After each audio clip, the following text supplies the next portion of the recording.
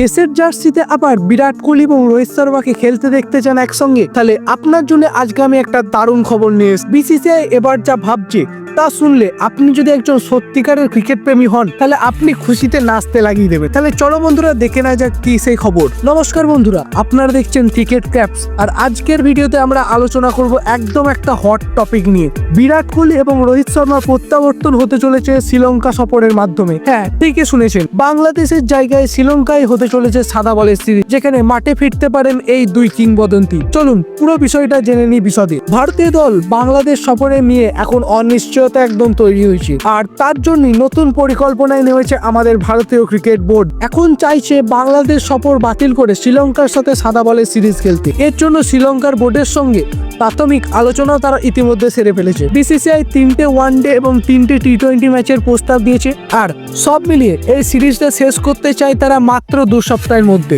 পরিকল্পনা হচ্ছে আগস্টের মাঝামাঝি এই সফর আয়োজন করা যায় কিনা। 2023 সালের পর আবার শ্রীলঙ্কা সফরে সম্ভবত আমরা দেখতে চলেছি বিরাট কোহলি এবং রোহিত শর্মাকে একসঙ্গে। মনে আছে সেই সফর 2023 সালে আমরা যখন টি-20তে দুর্দান্তভাবে জিতেছিলাম শ্রীলঙ্কার কাছে, ওয়ানডে সিরিজে আমাদেরকে হেরে যেতে হয়েছিল। এবার কি সেই বদলা নীতি ফিরতে চলেছি আমরা শ্রীলঙ্কার মাটিতে? সেটাই এখন দেখার। একটা সময় ছিল যখন মাঠে বিরাট কোহলি আর রোহিত শর্মা একসাথে নামলি প্রতিপক্ষ ভয়ে কেঁপে উঠত। কোটি কোটি ভারতীয় ফ্যানেদের হৃদয় জিতে নিয়েছিল এই দুই ব্যাটিং। ওয়ার্ল্ড কাপের পর থেকেই সেই দৃশ্য হারিয়ে গেছে। যদি শ্রীলঙ্কা সফরে ওদের ফেরানো হয় তাহলে সেটা হবে একটা বিশাল আবেগ ঘন মুহূর্ত। কোটি কোটি ভক্তের প্রত্যাশা তখন পূরণ হবে আবার।